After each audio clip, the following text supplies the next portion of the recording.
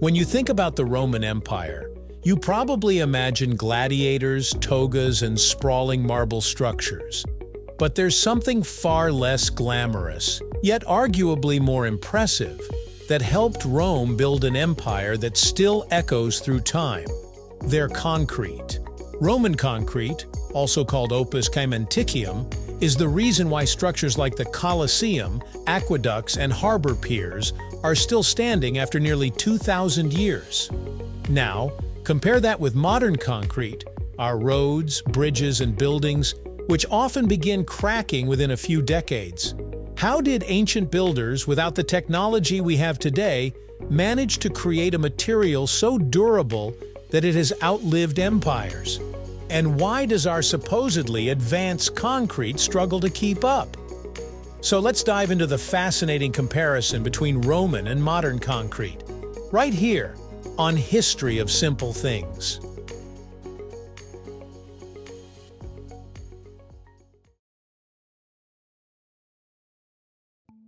The Romans didn't have access to steel reinforcement, complex machinery, or chemical additives. Instead, they relied on a mixture of volcanic ash, lime, water, and rubble.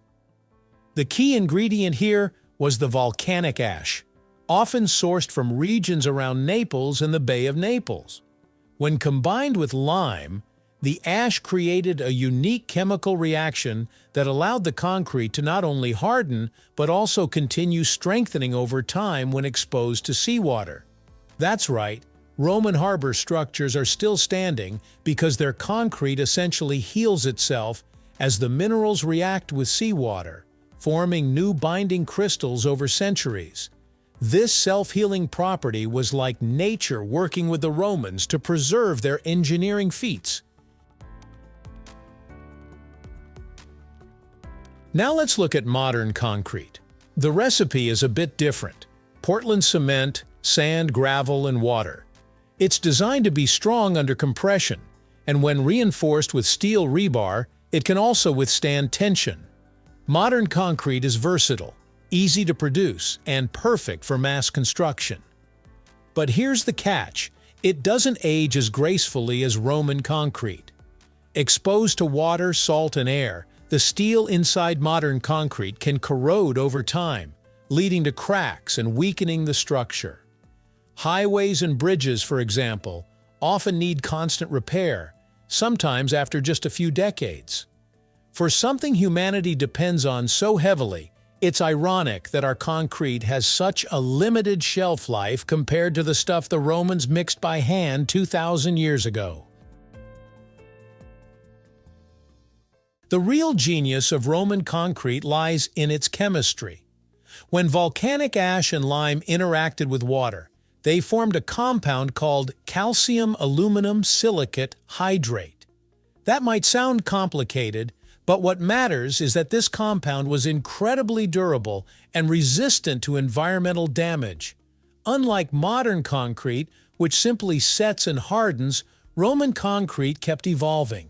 Over time, cracks that appeared would get filled in naturally by newly formed minerals as water seeped through. In other words, Roman concrete didn't just sit there, it actively repaired itself.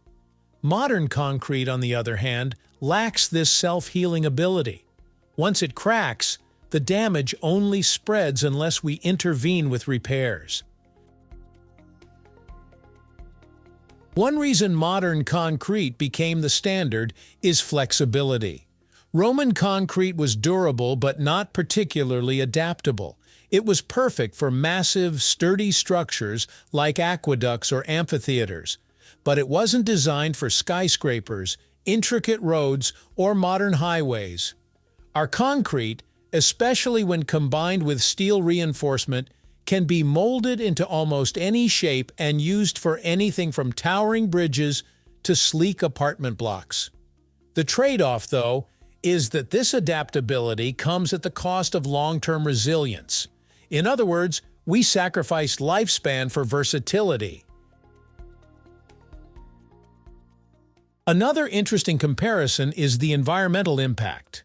Producing modern Portland cement requires heating limestone and clay, at extremely high temperatures, releasing massive amounts of carbon dioxide.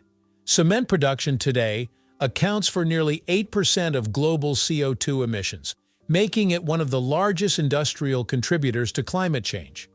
Roman concrete, by contrast, used lower temperatures to produce lime and relied on naturally available volcanic ash.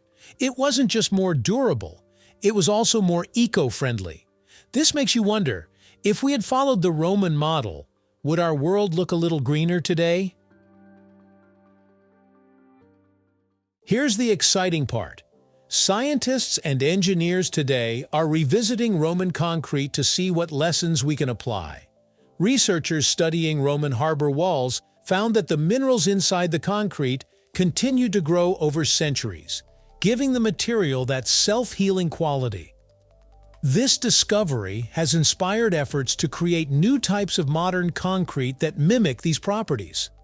Imagine highways that patch themselves after a rainstorm, or bridges that don't need constant repairs. We're not there yet, but Roman concrete has become a blueprint for developing the next generation of sustainable, long-lasting construction materials. So, is Roman concrete better than modern concrete? The answer depends on what you're looking for. If you want something to last for millennia, Roman concrete is the clear winner. Its durability is unmatched, and the fact that structures like the Pantheon Dome are still intact proves it. But if you want flexibility, speed, and the ability to build anything from airports to skyscrapers, modern concrete takes the crown. The ideal solution might be a marriage of both, using the versatility of modern methods while borrowing the self-healing durability of ancient recipes. Roman concrete and modern concrete tell two different stories.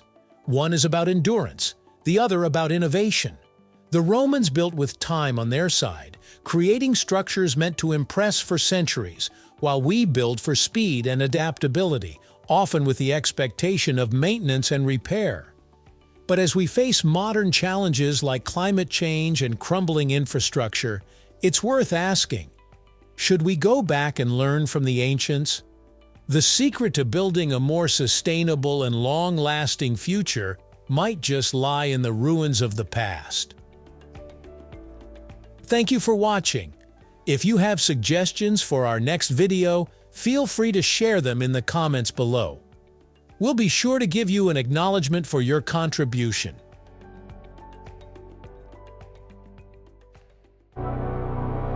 Thank you for joining us on this journey through the history of simple things. Don't forget to like, subscribe, and stay tuned for more stories woven through the smallest details.